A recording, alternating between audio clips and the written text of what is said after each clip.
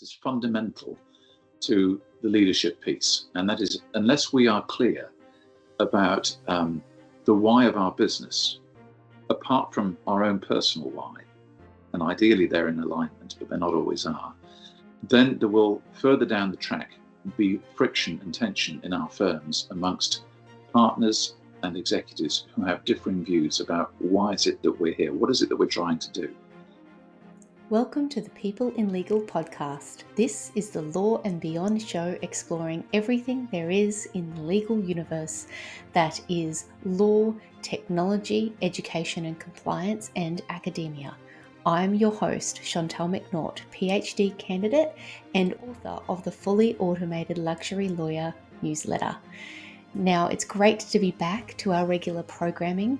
We have had some technical difficulties, and when this interview with Simon Tupman was recorded, he does refer to some workshops that were going to be held in September. Now, he does do regular workshops, so please take a look on the website, and he will be in Australia again for sure. Simon Tupman is a well-known character within the consulting part of the legal universe and has had an illustrious career in coaching and mentoring, as well as helping business development. It has been an enormous pleasure to have Simon on the show, and we look forward to sharing the insights on leadership and navigating this new era for law firm leaders. Thank you so much for coming onto the show, Simon. It's always a pleasure. Thank you for fabulous. Of course, it's fantastic, and I'm still fairly new to this. And just off air before, you were giving some insights as to your own practical experience. So I really did mean it when I said that you've got this way of being able to share all of your knowledge and insights. So having said that, you do have recently have stopped producing new episodes, but where can listeners get up to speed on your Law Chat podcast? Well, Law Chat was a series of podcasts that I developed during COVID, and it kind of continued after that for about 2.5 years. And they each comprise a little bit like what we're doing today, a sort of half-hour chat with people who I think can offer insights and inspiration to the legal services sector. And so our topics range from technology to innovation to leadership to business development. So the resource is in a video library, which is on my website, simontupman.com. And if they go under resources, they can find your chat webcast series. Fantastic. Now, you've got some great guests and interviews on there, so I'm going to do a little bit of research myself and have a listen. So that's fantastic. But I did mention The Heart of Practice, which I'm currently rereading, and it's full of leadership insights from interviews with legal professionals around the world. And I just wanted to find out, though, what prompted you initially at the beginning of the process? Like, it must have taken you a lot of time to key up those interviews and then obviously go through that process of analysing them. But what was it that originally prompted you to do The Heart of Practice? Well, writing the book was harder than teeing up the interviews. And it was written partly out of frustration and partly out of desire to actually try and pinpoint an issue that I think is a bit of an Achilles heel in the legal services sector, and specifically, in this area that you study, this tension between the legal profession and the business of law, basically.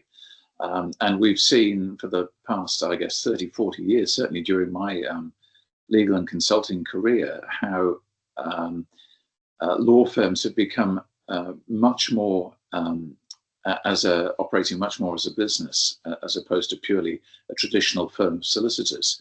And with that transition or transformation has come a set of challenges, not least to run ourselves more effectively, to adopt executives, business thinking into the way we run our operations, but also importantly to actually make it happen and to be able to make decisions that are going to be in the long-term interests of the firm and the people who work there.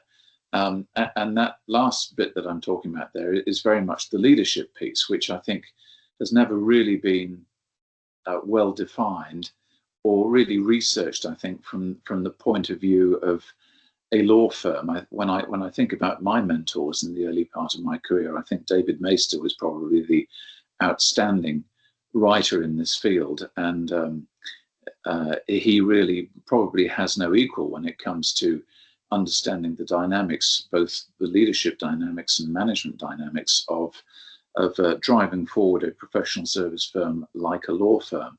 So unashamedly, I've taken throughout my career a lot of the leads from David and his writing, and I have to say that, you know, even when I reread many of the things that he wrote about in the 90s and the early 2000s, they're still applicable today. And I mentioned the frustration I have, and that is frustration around why, as a group of intelligent professionals, do lawyers find it difficult to instill leadership in their firms.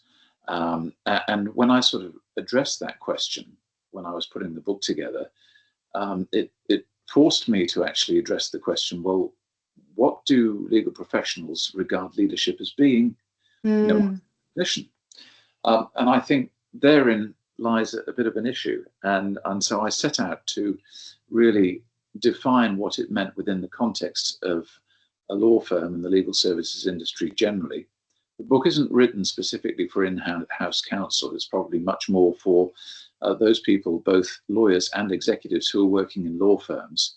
But I set out to effectively identify what leadership really means within the context of a law firm, and outline a number of principles, a number of domains, if you like, of leadership, so breaking it down in a sort of simple basis.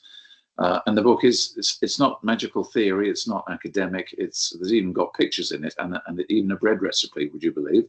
So, you know, it's a fairly eclectic mix of thoughts and ideas, and by all means, you know, I should say that they're not all mine. So you know that in the second half of the book, in order to embroider the thoughts that I had in the first half of the book, I turned to 10 leaders in this field who are out there leading every day in their roles as either executives or lawyer leaders in their firms from the UK, Canada, Australia, and New Zealand. And I think they are all good examples of how leadership can be done and should be done in 2025.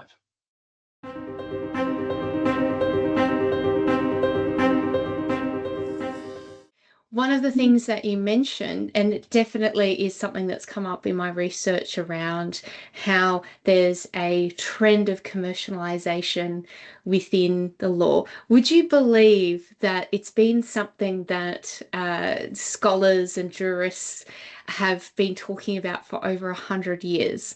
There's a book by a jurist and a scholar, who's a lawyer, Julius Henry Cohen, and he published a book in 1916 called Law, Profession or Business, where he talks about that specific notion of that tension. But I think what's probably more interesting, though, is what your valued judgment is on in the business or commercialization of law, and how it's, as you put it, more of those management theories, and in particular, you're looking at the leadership dimension. Is it a good thing or a bad thing or a neutral thing when it comes to the legal profession? Well, yeah, there's a bit in that question to unravel. I prefer to talk about the legal services industry because effectively I approach it from that angle, that it is an industry. You know, in New Zealand, it's worth nearly $5 billion a year turnover. In Australia, it's over around $30 billion, about 6 times bigger. And it employs an awful lot of people, not just lawyers. So I think when we have a discussion about this, I think to talk about the legal profession is narrowing the discussion.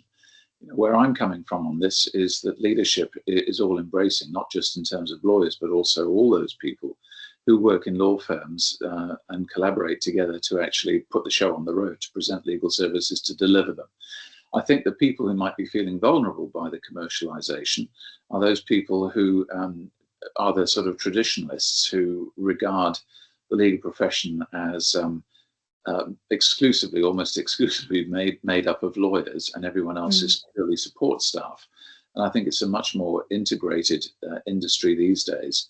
And it's fascinating for me. Just a few weeks ago, there was reported in Lawyers Weekly the highlights of a presentation by a High Court Justice in Australia, whose presentation at a Managing Partners Forum was why lawyers should resist managerialism.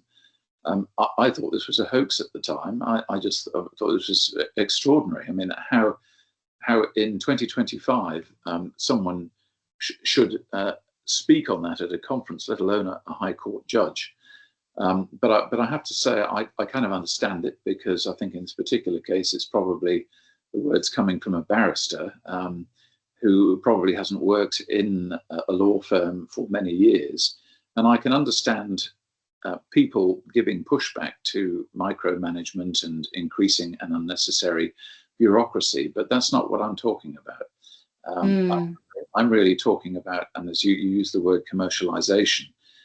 And I think, I use that word from the point of view of it's inevitable that if you are running a business, your people are comprised of professionals some of whom happen to be lawyers, some of whom happen to have experience in IT, finance, business development, people, learning and development, you name it, but a wide array of professionals.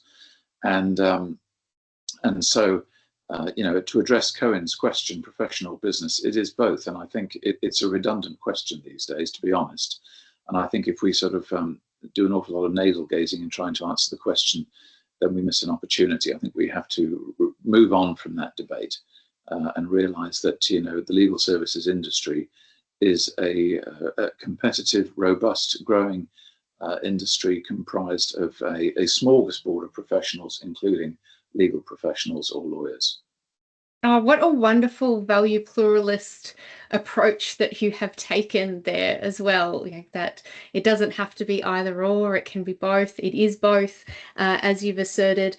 And I talk about value pluralism within the thesis, so that's why I'm drawing upon that. And where, if you are going to make a values-based sort of judgment, it is important to have a look at what is going to be of benefit for the decision that you're making and what resonates with the values on there. And I think that that's at least what I've taken a lot from your Heart of Practice work, is to do with, you start with leading yourself as the beginning. And I think that's just absolute magic, because I don't know if how often it happens, but I know when I was in school, we had this leadership camp at the end of high school, where it's okay, you're wanting to go out into the world, and you're going to think about what leadership is, and so you have those sort of literal campfires, and that's where it brought me back to, were those times of you are all leaders because you lead yourself. And so that I think forms very much part of what what I've gotten out of what you're trying to say as well in there. But there's something else practical as well. You're heading over to Australia next month, aren't you, to run some workshops based on your leadership training? Can you tell me a little bit more about that? And if there are any listeners who might be wanting to get on board and thinking about getting some leadership tips, Sure. What's it about? Sure. Well, contextually, I'm no stranger to Australia, as you know, because I did live in New South Wales for 10 years. So I have many friends and some professional contacts over there. So I was over in October last year, and I've been a little bit busy this year. One of the things I've been doing is on the road here in New Zealand is running a workshop based on the contents of my book, and really testing it, if you like, around provincial centres in New Zealand, including Auckland City as well. So many of the firms that I have been coming along to these workshops have been representatives, i.e. partners, or existing leaders and emerging leaders, so often senior associates as well as practice managers or CEOs from predominantly small to mid-sized firms, because that's my sweet spot. That's where a lot of the work is that I'm doing at the moment. In order to assess where they're at on their leadership journey. And so these workshops have been preceded by participation in an online questionnaire, and I've now built up a body of research from nearly 60 participants from firms around the country, just to look at where they see themselves in terms of their leadership capabilities and what some of their principal challenges are for both themselves personally, but also for their firms as well. And interestingly enough, I'm now getting a bit of a consistent picture amongst professionals in terms of the things that they want to challenge and address. And top of their list is developing their leadership skills, which is comforting, because if it was at the bottom of the list, they probably wouldn't be at the workshop in the first place. But anyway, there's keen interest here.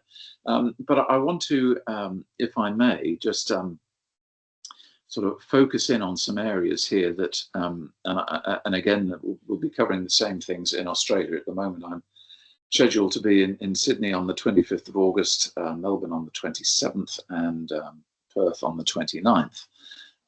And Clyde & Co are kindly hosting the event as well, so it'll be in their boardroom in each of those centres. It's a sort of effectively about a 6.5 hour workshop in which we take a step back and really hold the mirror up to ourselves and sort of say, you know, what are we doing here in this leadership space? And some people will say, yes, it's a timely reminder, but then you often get that, external presenters often get that from people who say, yes, well, it's I can see how it applies to other firms, but we're doing quite well in our firm. You know, I sometimes question whether that's actually true. But the things that we look at are centered around the 4 principles of the book. I've called the book The Heart of Practice because I think leadership is very much the heartbeat of any business and indeed of any law firm. And I mentioned right at the beginning of our chat this afternoon that I think leadership is the Achilles heel. It's very much the quality that's missing from lots of firms. What I mean by that is that I think firms in the last 25 years, 30 years, have become very well led, very well administered. They're doing all those things right, ticking the right boxes. But when it comes to leadership, that's where they let themselves down. And I think a lot of legal professionals do not understand the distinction between leadership and management. There is a big overlap. But leadership is very much about, doing things right, if I can put it that way. Leadership is about doing the right things. And there's enough material in that statement for an entire conference. But my drift is basically that, leadership is very much about making decisions that are in the best interest in the long term for the law firm concerned and the people who work in it. And I found through my research that a lot of lawyers actually don't want to be leaders. They call themselves leaders by virtue of their position, their seniority, the fact that they are owners of a business or they are non-equity or salaried partners. But that doesn't make someone a leader, as you and I know, and many of your listeners, I'm sure, appreciate. The issue here is to say, what does define a leader? And it's a combination of not only personal and professional characteristics, but I think there's an essential quality here too, and that's a desire to be a leader. And a lot of lawyers that I work with, they're earning a lot of money. They've been in the business a long time. They regard themselves as being successful, but they're not leading. And I know that because quite often they're people who work underneath them, who I do some research with, tell me that. And it's often evident to me when I'm working with them. I've had partners say, look, I don't want to lead teams. I just want to go back and be a lawyer. Yeah. So we explore this transition from being a lawyer to being a leader. And that's a transition I think that not a lot of people fully appreciate what's involved. And at its barest, the transition from being an employee, like a lawyer working for a law firm, to to become a partner means a transition from an employee to an employer. And in my experience, Chantal, a lot of senior associates enter partnership without not much of an idea in terms of what that actually means, what it means to be a leader. What are the responsibilities associated with filling that role? And it's a classic example of what they call the Peter Principle, whereby we promote people to positions of limited capability, and they never rise beyond that. And as a result, they're ineffective in their roles. They might be good lawyers, they might be bringing money into the firm, but it doesn't mean they're leaders.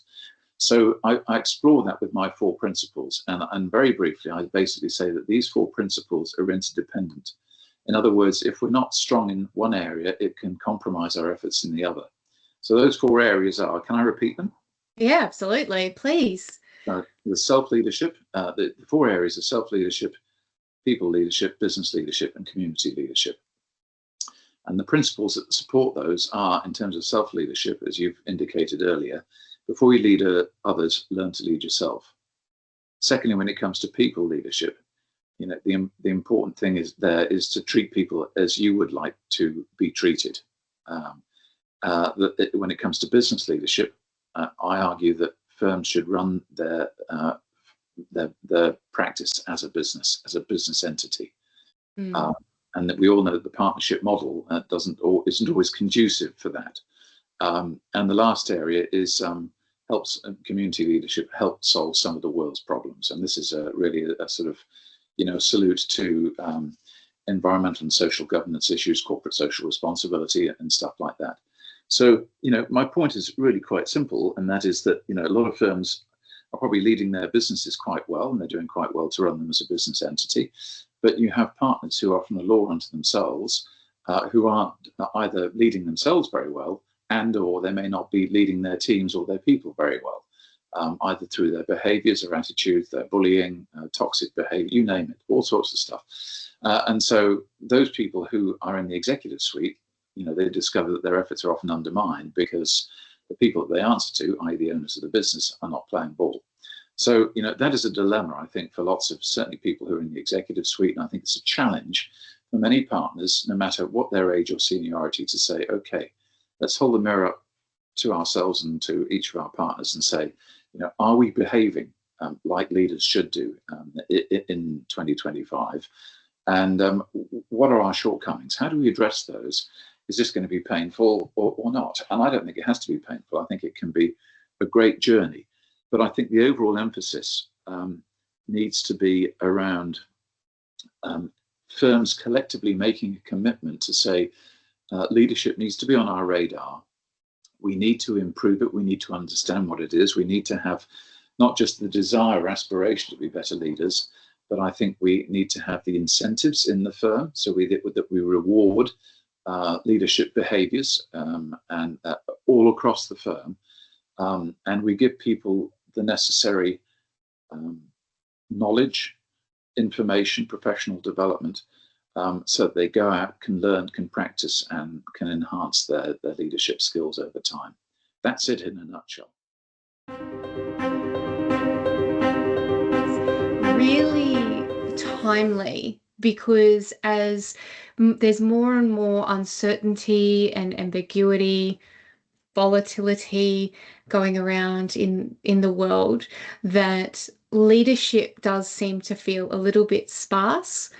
It does resonate there about the community, and I like how the principles really seem to be foundational upon each other, that you got to start with self, and then you start with those immediately around you, treating others as you'd like to be treated. But that doesn't always necessarily mean having only one way of leading a person either.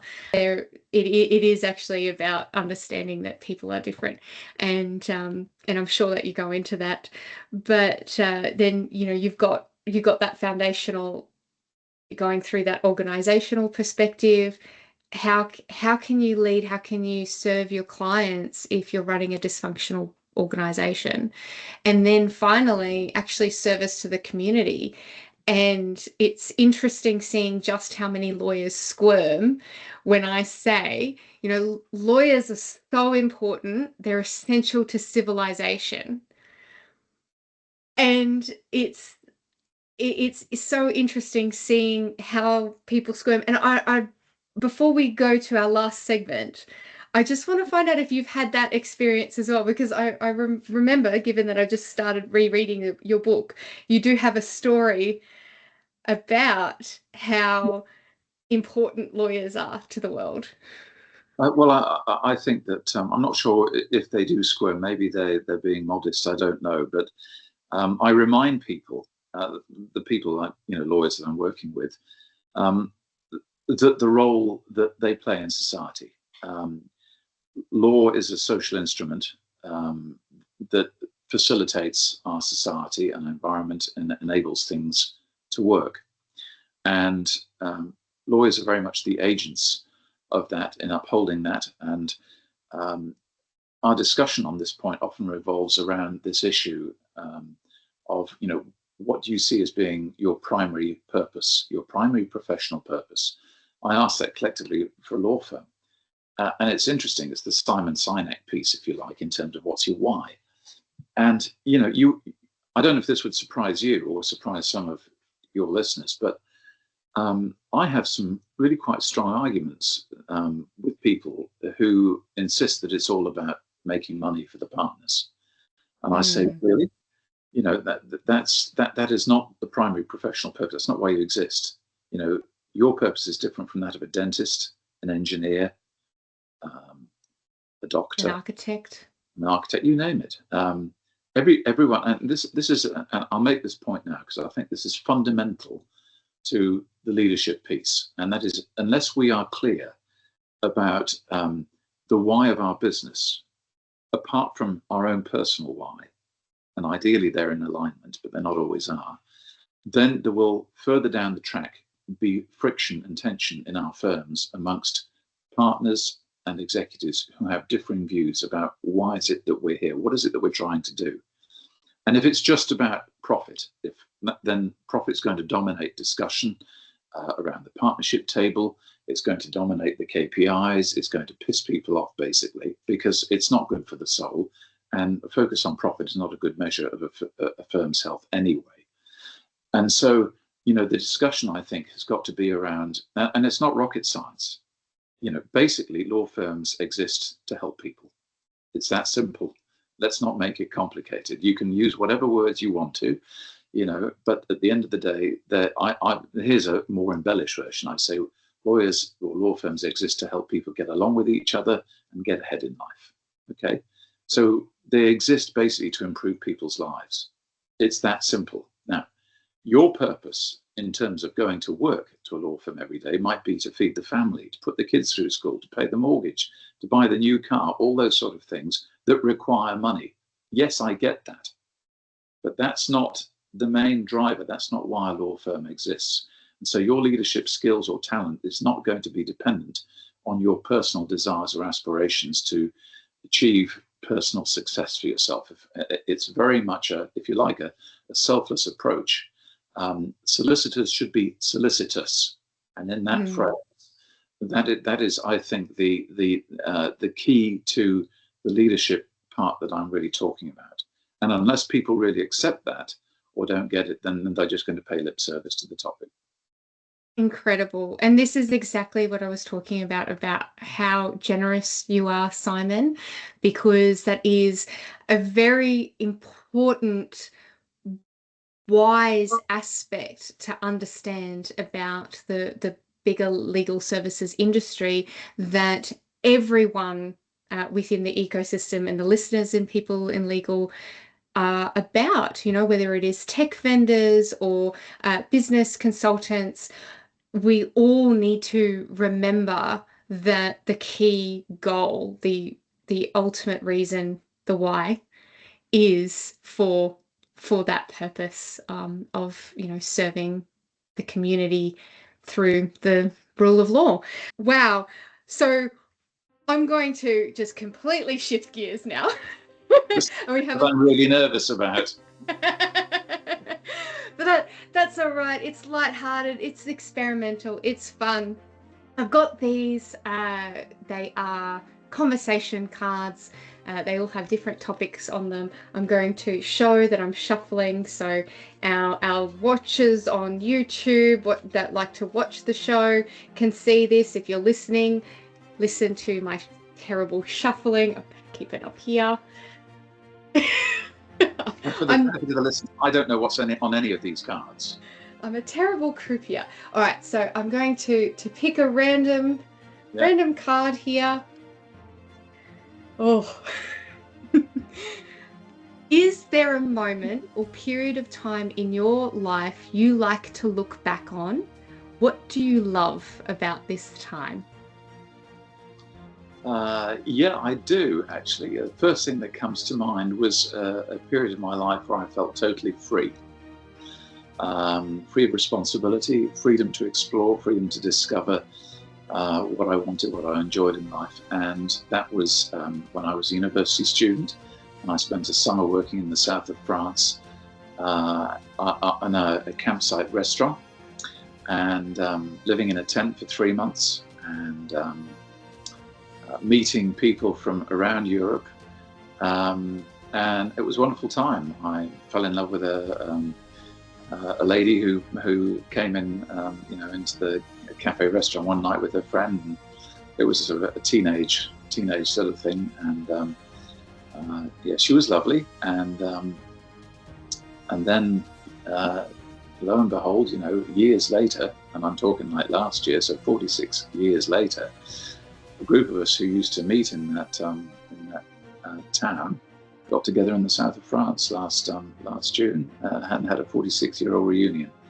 And we compared notes about what we'd done in our lives and all the rest of it. And we've all gone off and had kids or met partners and done different things. But we're all alive and kicking, and that's a pretty good start. Oh, that is so lovely. Oh, what a wonderful way to end the show. Thank you so much, Simon. I would definitely love to have you on again, maybe after your trip around Australia, and talking to the Australian firms as well, and perhaps you can do a little bit of a comparison for us on what you found about your key insights with leadership. But seriously, I think my favorite has been about your France story. So thank you so much again. Pleasure.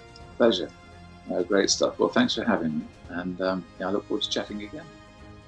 You have been listening to the Law and Beyond show on the People in Legal podcast. If you have enjoyed this show, please consider leaving a rating, as it helps others find the podcast. And we can connect on LinkedIn. Just find us at People in Legal.